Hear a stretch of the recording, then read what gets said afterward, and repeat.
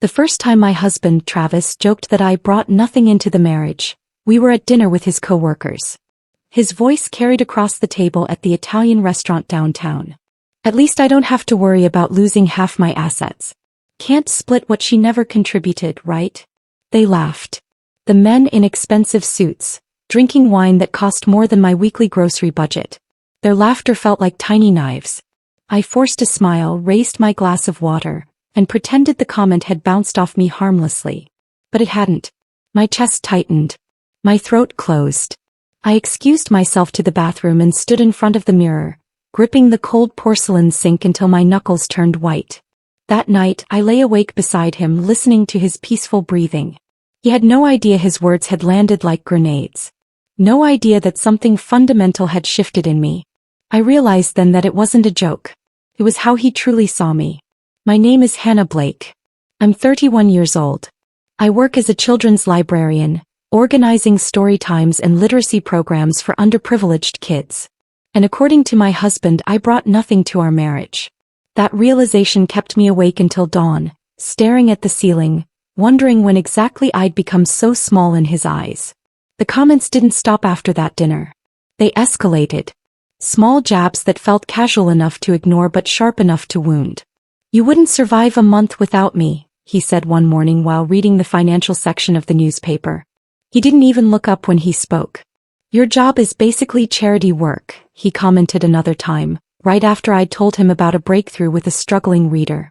Each word landed like a pebble dropped into a jar. Individually they seemed manageable. Collectively they were crushing. I started writing them down in a notes app on my phone. Not out of revenge, not out of anger, but because I needed to remember I wasn't imagining it.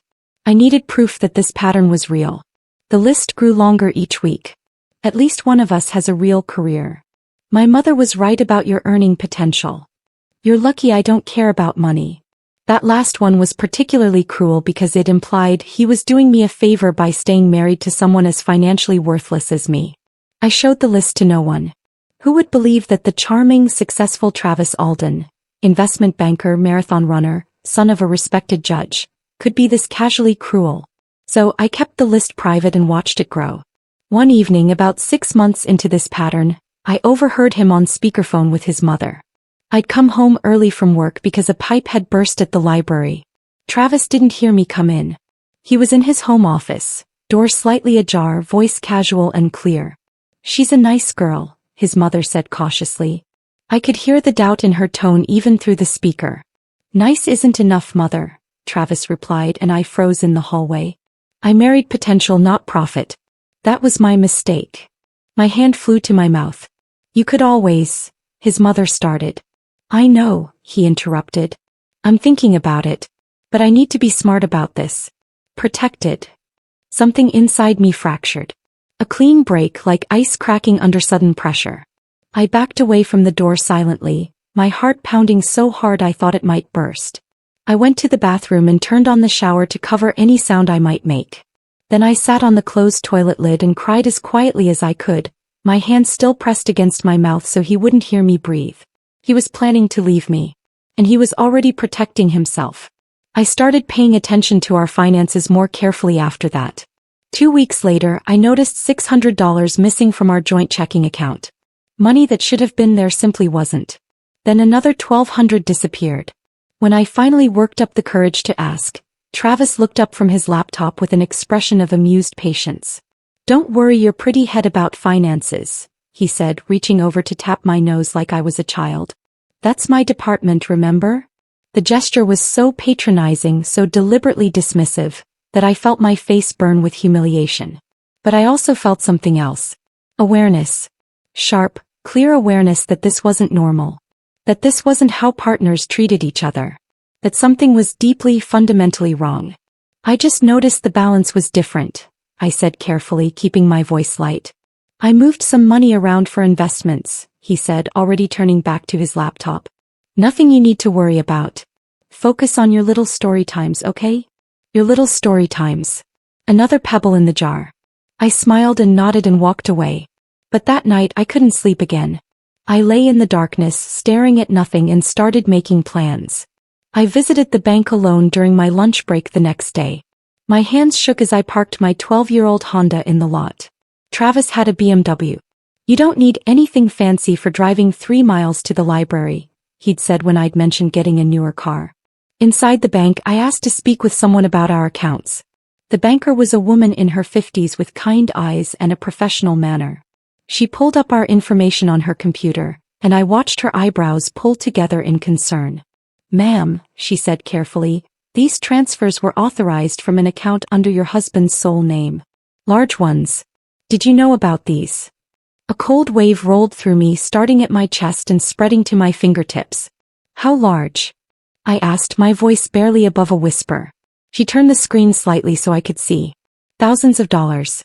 Moved systematically over the past 4 months from our joint account to something labeled only with a string of numbers." "No," I said quietly. "I didn't know." She looked at me with an expression I couldn't quite read. "Pity? Recognition? Would you like printed statements?" she asked. I smiled politely, maintaining composure even as my world tilted. "Yes, please. For the past year if possible." My coworker, Janet, recommended an attorney over coffee 2 days later. I hadn't planned to tell anyone what was happening. But Janet had asked why I seemed distracted, and something in her gentle concern broke through my carefully maintained facade. I told her everything. The comments. The overheard conversation. The missing money. "You need to talk to Monroe," she said immediately, writing a name and number on a napkin. "She's a friend of my sister. Family law specialist. Brilliant and absolutely ruthless when she needs to be." Attorney Monroe worked out of a small but elegant office downtown. She was younger than I expected, maybe 40, with sharp features and steel-gray eyes that seemed to see straight through me. I handed her the bank statements with trembling hands. She skimmed them in silence, her expression unreadable. Then she looked up at me with a steady gaze that made me sit straighter. "Mrs. Blake," she said softly, "your husband is preparing to leave you. But here's what we're going to do. You're going to be 3 steps ahead of him by the time we're done." For the first time in months, I felt something other than fear or confusion. I felt hope. For the next several weeks, I acted completely normal. Better than normal, actually. I became the perfect wife. I cooked Travis's favorite meals, the complicated ones he liked to brag about to his friends. Beef Wellington. Homemade pasta. Elaborate desserts that took hours to prepare. I laughed at his jokes, even the stale ones he'd told 100 times before. I asked about his work with apparent fascination. I complimented his new suits. Every time he smirked and said something like, "I'm the reason we stay afloat," or, "What would you do without me?" I nodded and smiled. Then I excused myself to the bedroom, where I photographed documents, scanned bank statements, documented every condescending comment in time-stamped notes, built a case brick by careful brick. Monroe had given me a list of things she needed. Financial records. Communications. Evidence of separate accounts. Proof of his solo decision-making about marital assets. I became a detective in my own home, gathering evidence against the man who slept beside me each night. It felt surreal. Playing this double role. The devoted wife in public, the strategic planner in private. But Monroe had been clear. He's already preparing his exit. "We need to prepare yours better." So I did. Travis suddenly started working late 3 nights a week. It was the obvious pattern. Every Tuesday, Thursday, and Friday he'd text around 4 in the afternoon. "Client dinner. Don't wait up." One Thursday evening, curiosity overcame me. I drove by his office building downtown around 7 o'clock. The parking garage was nearly empty. His reserved spot, which he'd pointed out to me once with obvious pride, was vacant. His silver BMW wasn't there. I sat in my car, gripping the steering wheel, feeling strangely calm. No tears. No panic. Just cold, clear certainty. He was lying about where he spent those evenings. I didn't confront him. I didn't cry. I didn't even feel particularly angry in that moment. I just pulled out my phone and texted him, "Take your time. I left dinner in the fridge. Love you." His reply came 10 minutes later. "Thanks, babe. You're the best." I wanted him comfortable in his arrogance. Confident that I was oblivious. Certain that I suspected nothing. Because comfortable people make mistakes. And I needed him to make mistakes. Monroe called me into her office 3 weeks later with news.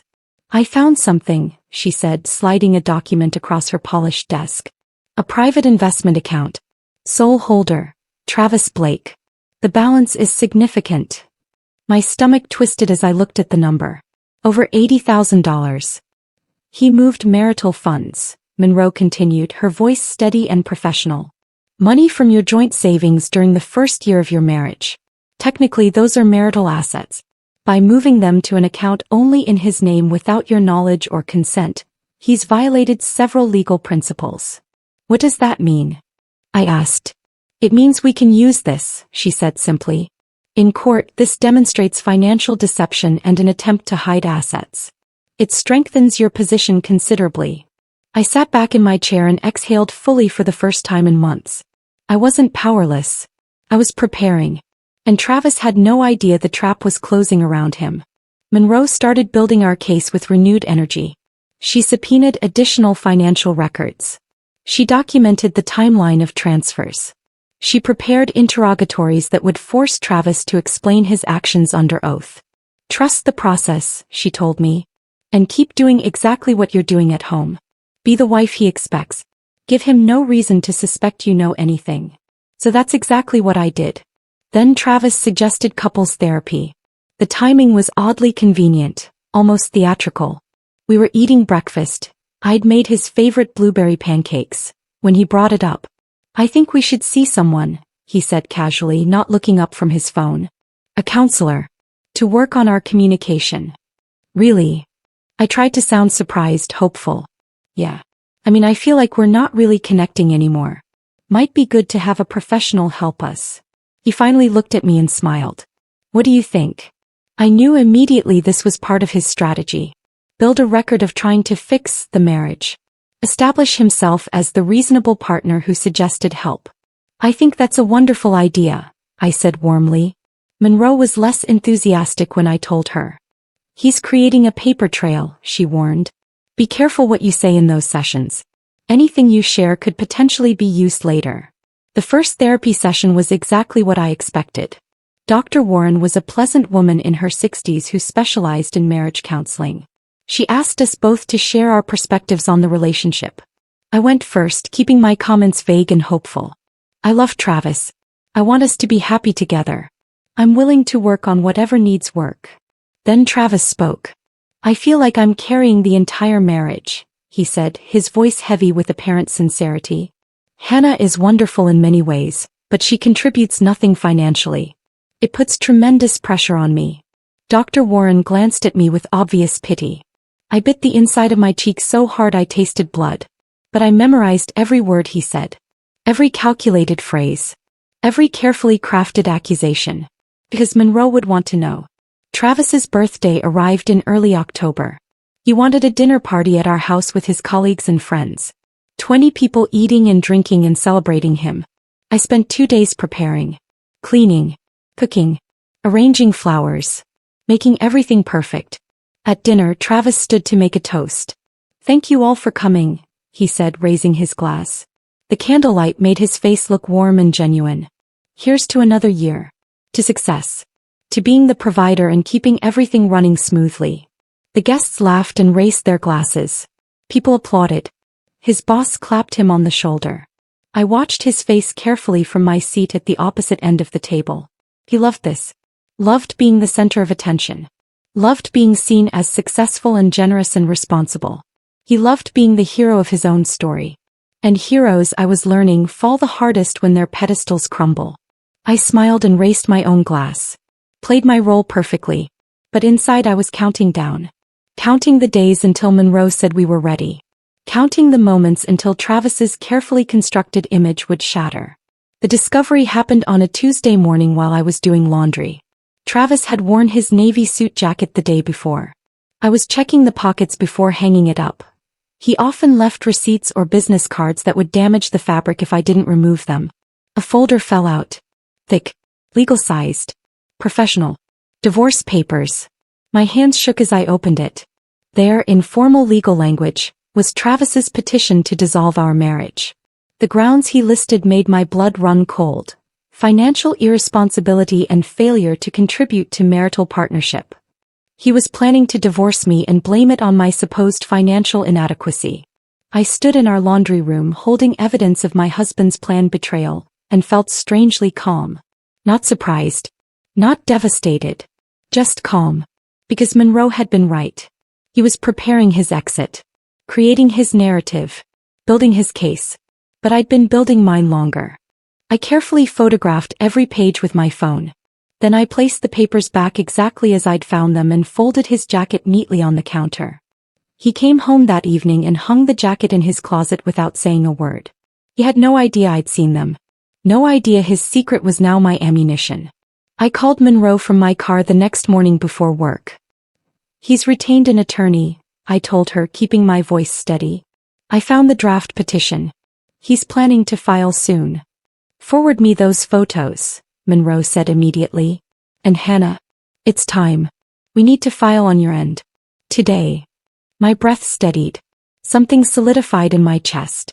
A resolve I hadn't known I possessed. Begin filing, I said. The calm in my own voice surprised me. I'll have everything ready by 3, Monroe replied. Can you come by after work? Yes. I hung up and sat in the library parking lot for 10 minutes just breathing. This was happening. The marriage was ending. The pretending would soon be over. And for some reason that thought brought relief instead of fear. I'd been living in a performance for so long that I'd forgotten what authenticity felt like. What it meant to stop pretending everything was fine when it clearly wasn't. That afternoon I signed my name to the divorce petition Monroe's firm had prepared. My hand didn't shake. My eyes didn't fill with tears. I just signed my name and felt for the first time in years like I was telling the truth. I didn't scream at Travis that evening. I didn't pack bags or throw dishes or demand explanations. I simply made his coffee the next morning exactly how he liked it. 2 sugars, splash of cream. He kissed my forehead on his way out the door, checking his phone already mentally at the office. Love you, he said absently. You too, I replied. He was completely oblivious to the storm he'd built brick by brick with his condescension and cruelty. Oblivious that papers had been filed. That Monroe's firm was 3 steps ahead. That every account had been traced and documented. He went about his day thinking he was in control. Thinking he was the architect of this ending. Thinking his plan was proceeding perfectly. And I let him think that. Monroe had advised me not to serve him the papers myself. Let the process server handle it, she said. You need to be somewhere public, somewhere with witnesses when he's served. For your own protection. So I went to work that day like any other day. Read stories to children. Helped a teenager find books for a research project. Organized the new arrivals display. Normal. Peaceful. Right. And across town a process server was delivering documents that would change everything. That evening, a thick envelope arrived at our house. Travis got home before me. When I walked in from the library he was standing in the kitchen, the envelope on the counter in front of him. Still sealed. Addressed to him from a financial institution I didn't recognize. What's this? I asked innocently, setting down my bag. Not sure, he said, glancing at it without much interest. Probably marketing materials. He left it there unopened and went to change clothes. But I knew it wasn't marketing materials. While cleaning up after dinner, I carefully turned the envelope over. Through the paper I could make out official letterhead. Account information. Statement details. Another private account. My phone was in my pocket. I took a quick photo of the envelope's return address and account number visible through the window. Then I texted it to Monroe with a simple message. Found another one. Her response came seconds later. Perfect. This keeps getting better. I finished cleaning the kitchen, humming softly. Travis was in the living room watching sports highlights, completely unaware that his financial secrets were unraveling one envelope at a time. Monroe would love this latest discovery. The argument happened on a Saturday night. We'd been to dinner with his parents. His father, a retired corporate lawyer, and his mother, who'd never worked outside the home but somehow still looked down on my career. The evening had been tense. His mother had made several comments about women with ambition versus women who settle. Each comment was clearly directed at me. Travis said nothing in my defense. When we got home I was quiet. Tired. Hurt in ways I couldn't articulate. What's wrong with you? Travis asked, his tone sharp. Nothing. I'm just tired. You're always tired. Or sensitive. Or hurt about something. He threw his keys on the counter with more force than necessary. You know what your problem is? I didn't answer. You don't bring anything to this marriage. Nothing. Not financial stability. Not connections. Not ambition. I'm done carrying you. The words hung in the air between us. This was it. His first real move in pushing me toward what he'd probably call emotional instability. Setting up his narrative of a wife who couldn't handle reality. I looked at him standing there, self-righteous and cruel, and felt absolutely nothing. No hurt. No anger. Just a cold, clear emptiness. Okay, I whispered. He blinked, clearly expecting more reaction. Okay, he repeated. Hey. If that's how you feel. I walked past him to the bedroom and closed the door quietly. He didn't understand that okay meant checkmate. That the game was already over. He'd already lost. Monroe filed our case the following Monday. We'd been preparing for weeks, but she'd waited for the perfect timing.